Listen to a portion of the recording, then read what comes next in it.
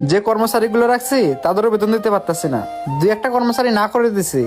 আমি ভাই ভাবছি এই মাসটা চালিয়ে হোটেল বন্ধ করে দেব। আমি দেখি হয়তো দিনমজুরি কাজ করে দুই বেলা ডাল ভাত খেয়ে থাকতে পারি কিনা। ও আচ্ছা, এই ঘটনা তাহলে তাহলে তো ভাই আপনার অনেক বড় একটা ক্ষতি হয়ে গেছে। হ্যাঁ ভাই, এটা নিয়ে অনেক টেনশনে আছে, তাই তো ভাই মনটা ভালো নেই, কি করবো বুঝতে পারতেছি না। আচ্ছা ভাই, টেনশন করবেন না, যার কেউ নাই তার আল্লাহ আছে। একটা কথা মনে রাখবেন ভাই, আল্লাহ তার বান্দার কোনো বিপদের সময় কারো না কারো উসিলায় তাকে সাহায্য করে।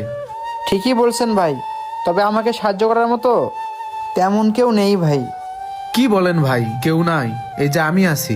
আপনার মতো ভালো মানুষকে যদি আমি সাহায্য করতে না পারি, তাহলে তো আমি নিজেকে কখনো ক্ষমা করতে পারবো না। আর হ্যাঁ ভাই, এই নেন, এখানে 50,000 টাকা আছে। কি বলেন ভাই, আপনার কাছে এতগুলো টাকা? আপনি না একটু আগে বললেন আপনার কাছে টাকা নেই, আপনি খাবারের টাকা দিতে পারবেন না, তাহলে এতগুলো টাকা কোথা থেকে আসলো?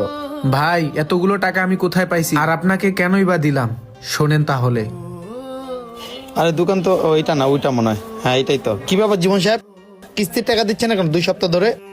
আরে কি ব্যাপার, ওই লোকটা দোকানদার ভাইয়ের সাথে এইভাবে চিল্লায় কথা বলতেছে কেন? আসলে স্যার, আপনি তো জানেন যে আমার পার্টনার আমার সব টাকা নিয়ে চলে গেছে, তাই এখন একটু অভাবে আছে। আর কিছুদিন আমাকে সময় দেন, আপনাদের সব কিস্তি পরিশোধ করে দেব। ধর্মী আপনার পার্টনার টাকা নিয়ে গেছে না কিনে গেছে, এটা কি আমাদের এনজিও বুঝবে? আপনি 2 সপ্তাহ ধরে টাকা দিচ্ছেন, আজকে নিয়ে 3 সপ্তাহ।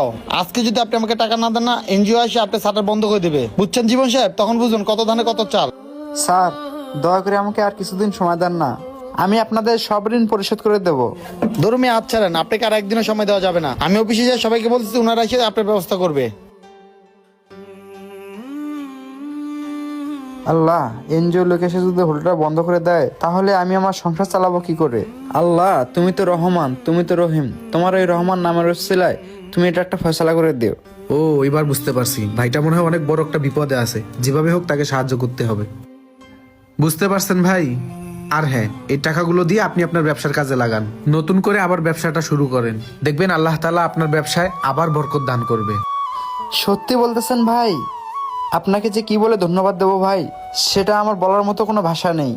ভাই, এখানে ধন্যবাদ দেওয়ার কিছু নাই, আপনি যেমন আমার মনে আশাটা পূরণ করছেন, আমিও আপনার মনে আশাটা পূরণ করলাম। আর তাছাড়া মানুষ হিসেবে আপনি অনেক ভালো ভাই, সেটা আমি আপনাকে না দেখলে কখনোই বুঝতে পারতাম না। ভাই, আপনার কথা শুনে আমি অনেক খুশি হলাম। আর একটা কথা ভাই, আপনি কিন্তু মাঝে মধ্যে আমার এই হোটেলে আসবেন, আইসা একটু দেখা সাক্ষাৎ করবেন, আমার অনেক ভালো লাগবে ভাই। আচ্ছা ঠিক আছে ভাই, তাহলে থাকেন, আমি যাই। আচ্ছা ঠিক আছে ভাই। আল্লাহ তাআলা আপনাকে অনেক ধন সম্পদ দিয়েছেন, পারলে আপনারাও একটু অসহায় মানুষদের পাশে দাঁড়ান। আর আমাদের ভিডিও ভালো লাগলে অবশ্যই শেয়ার করতে ভুলবেন না। ধন্যবাদ সবাইকে।